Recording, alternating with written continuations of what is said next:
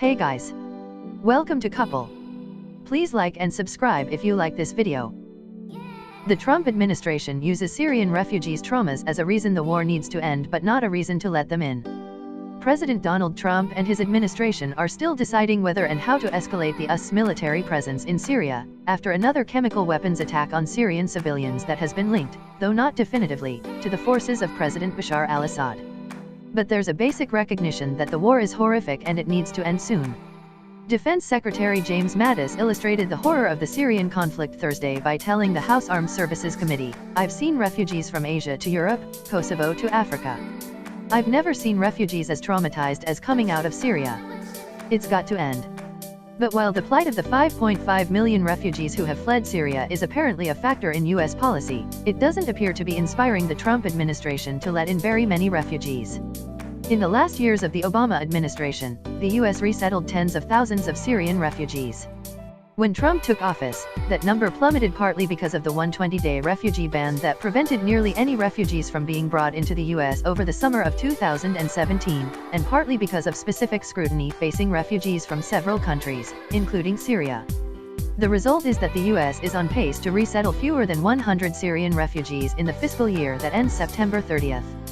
And it might not even be that many. The US had just started bringing in large numbers of Syrian refugees when Trump slammed the door on them. The global refugee crisis is, by some measures, worse than ever. And the Syrian civil war, and the world's response to it, is a big part of why. Syria accounts for 24% of the world's 22.5 million refugees recognized by the United Nations High Commissioner on Refugees. Before the war, Syria had about 21 million people, or 0.3% of the world's population. But what truly distinguishes the current refugee crisis is that now, more than ever before, refugees are likely to remain displaced for years or even decades, instead of being able to either return home or be permanently resettled in a third country. While resettlement has always been relatively rare, only 1% of global refugees get resettled. It's most likely to be used in cases where it's clear that the situation in the refugee's home country will never get better, and the refugee needs to stop waiting and make a new life. The Obama administration attempted to prioritize Syrian refugees early in Obama's second term, as it became clear that the Syrian civil war wasn't getting any better and that Assad's soldiers were attacking civilians. But because of concerns about carefully vetting refugees to ensure that no terrorists snuck into the US, it took until the last couple of years of Obama's presidency for Syrian refugee admissions to the US to really increase. Then, almost as soon as Trump took the oath of office, his administration slammed the door shut. First, there was the original travel ban, which banned all refugees and all arrivals from Syria. Even after that ban was put on hold in court, refugee admissions were stop and go for months. In December 2016, the last full month of the Obama administration, 1,318 Syrian refugees were admitted to the US. In February 2017, the first full month of Trump, the numbers dropped to 282 and just kept dropping from there. The 120-day refugee ban officially expired in October but was replaced with a pause on refugee admissions for 11 countries including Syria while the US government reviewed vetting procedures.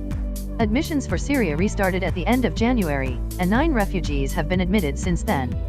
So while the US has admitted 44 Syrian refugees over the last fiscal year, which started in October, only 11 of those have come since January 1st, putting the US on pace to resettle only 44 Syrians over all of 2018. That's still slightly more Syrians than were resettled during some years of Obama. The difference is that the Obama administration was resettling other refugees instead, about 70,000 a year from 2013 to 2015, and 85,000 a year in 2016. The Obama administration set a target of 100,000 refugees for the 2017 fiscal year, but Trump prevented that from happening.